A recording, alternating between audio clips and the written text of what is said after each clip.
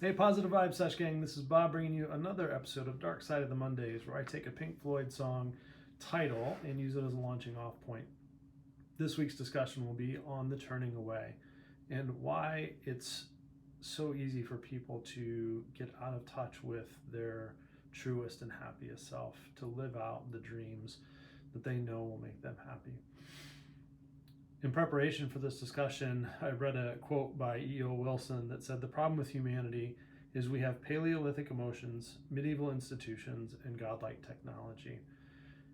I think each one of those topics by themselves could be an entire session, but I'll just say that I agree in many ways with that assessment when it comes down to watching the mind and what the mind does, how it works, how it associates with social conditioning and culture, how good society and culture is at tapping into, hacking into the way the mind works, playing on those Paleolithic emotions by very quickly delivering through technology the ability to compete for our attention.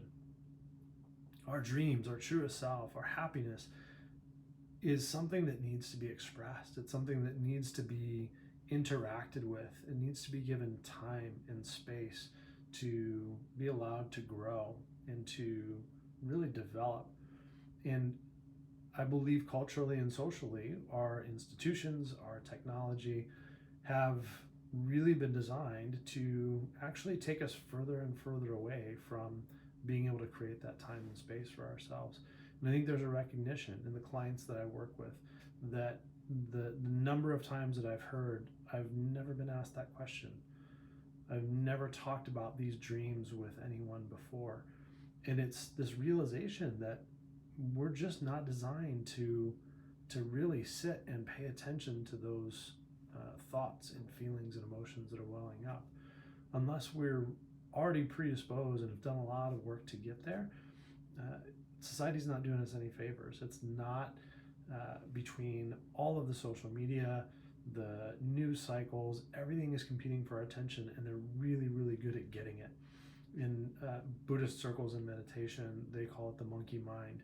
And the monkey mind is this concept of swinging from one thought to another. And every time you swing on a branch, another branch presents itself, and the mind goes out and grasps it, and then swings to the next one and swings to the next one. And our television is programmed to do that. The notifications on our phone, the old red light on the BlackBerry, the red dots on our notifications for messages, the all of the things that are designed to understand how our mind works and know that it's going to convert our attention, and then that our attention gets converted into maybe purchasing something, or at least spending enough time someplace where the advertisements can come in, and then eventually start working on our mindset. So I don't want to go too far down that road, but it's how much time do we really spend talking about our own passions, about the things that we really truly care about.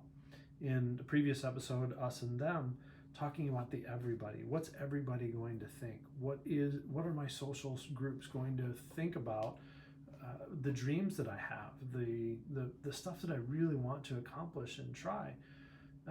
They may not think anything about it because they're not asking me, because they're not having that discussion with me, because their attention is being competed for, and they have priorities and responsibilities that they believe that they need to attend to, which is all fine. It's all part of working within a culture and within a society, but creating that time and space, creating dedicated opportunities for us to really get in touch with our deep subconscious, the things that it yearns to do, that it wants to be, yet competes with all of the ways that don't support that being the dream, don't support us living that out, because we believe through the conditioning, through socialization, that those maybe aren't worthwhile, that they don't make enough money, or that we might be crazy for wanting to do something like that.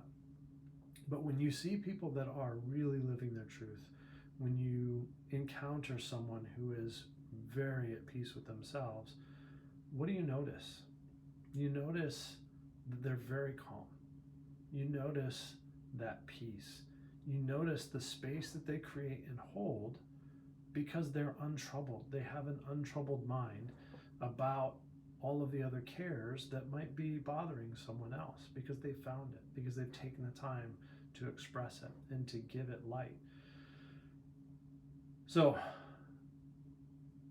in closing, I think that what I really want to leave you with is, are you taking the time? Are you creating the space? And do you need help? Are you surrounding yourself with people who really want to see you succeed, not by their standards, but by yours, by your truest and happiest self? In life coaching, that's something that I am incredibly passionate about, is holding space and maintaining focus on what the client wants to accomplish.